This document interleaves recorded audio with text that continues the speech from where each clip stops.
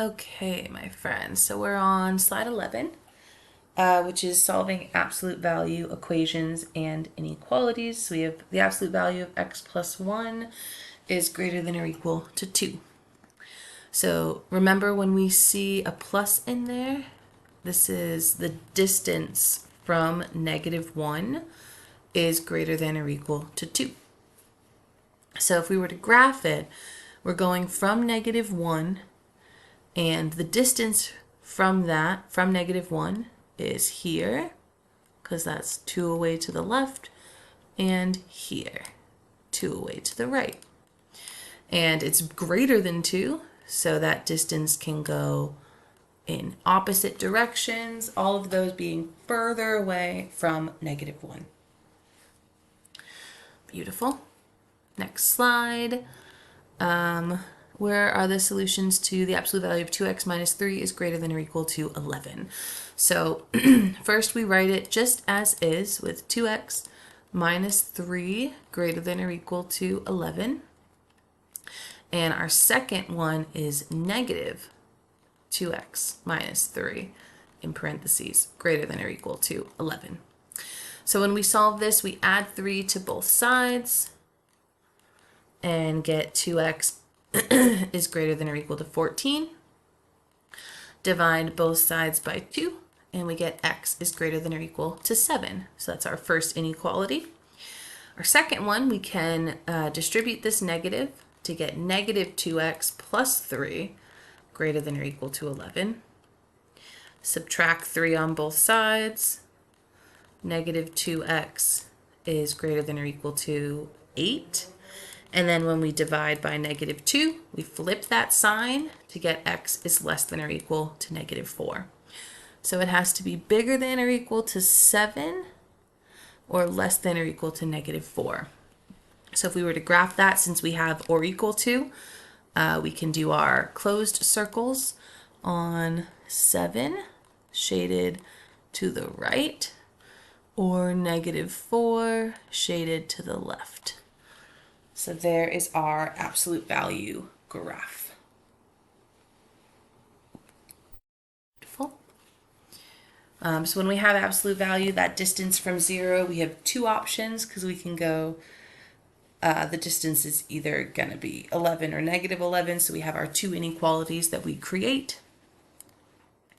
Slide 13 says the graph shows some solutions to 2x plus y is less than or equal to 10. Which of these other points is also a solution? So 6, 0 is right here. It looks a little above the line.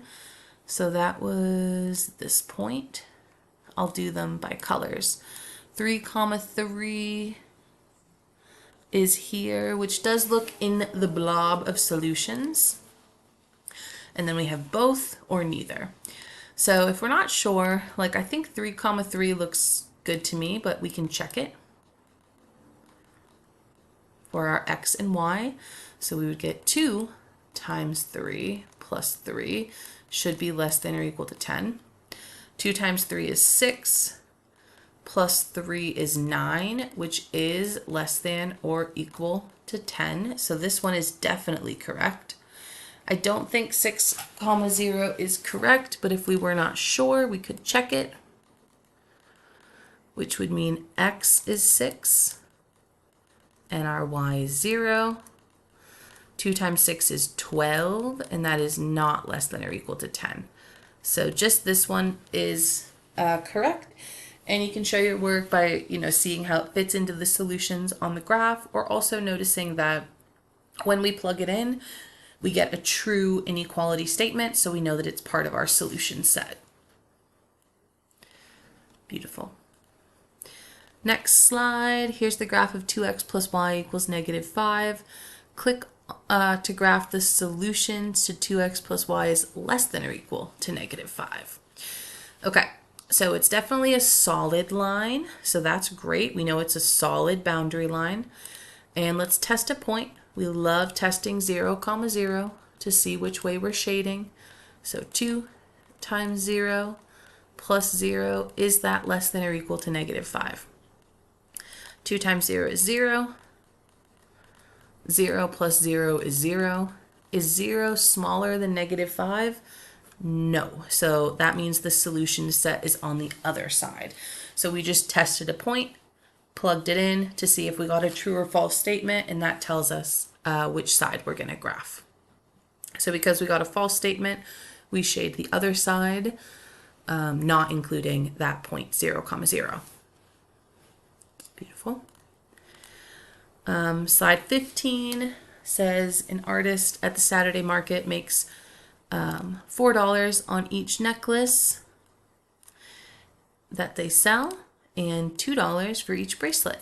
They want to make at least $20. So hopefully more, at least 20.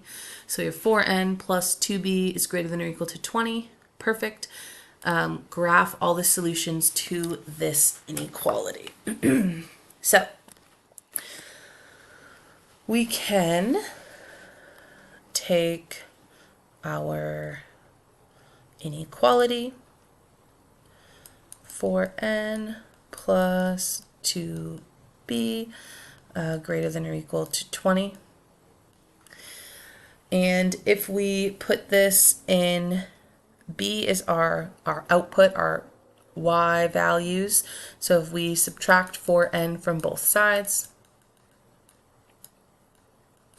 we get 2b greater than or equal to 20 minus 4n. And then we can divide everything by 2 to get b is greater than or equal to 20 divided by 2 is 10. Negative 4n divided by 2 is a negative 2n. So here's our y-intercept at positive 10. And the slope is negative 2. So we go down 2 over 1, down 2 over 1. Because it's greater than or equal to, we can get a nice solid line there, like so. And we can test 0, 0, or just even think about it. If she sells 0 bracelets and 0 necklaces, is she going to make more than $20? No. So it has to be this side where our solution is.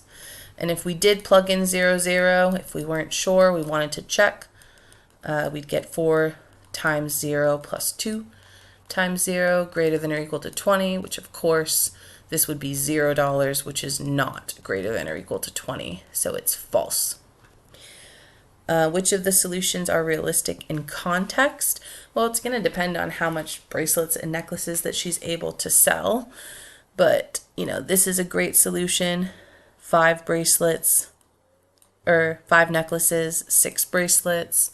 Or this one, which is 4 necklaces, 10 bracelets, right? Any of these points that we see here in this shaded region. We're not going to want like 2,000, 3,000. It is a solution, but she probably does not have 2,000 and 3,000 pieces of jewelry. So when they get too big, they're not going to be realistic for our context. Sorry, there's this fly. Okay. Beautiful. Last one here. What questions do you have about the water sources in your community, and how could what we learned in this unit help me make sense of issues like this one? So take a moment, fill that out, and when you're all set, make sure you're submitting this into Schoology. And the next day you're going to be taking the Module 2 test, so take some time as you're working through that. If you need any support from me, reach out to me, send me a message. Happy to find a time to meet with you and work on any of this. Take care, my friends. See you next time.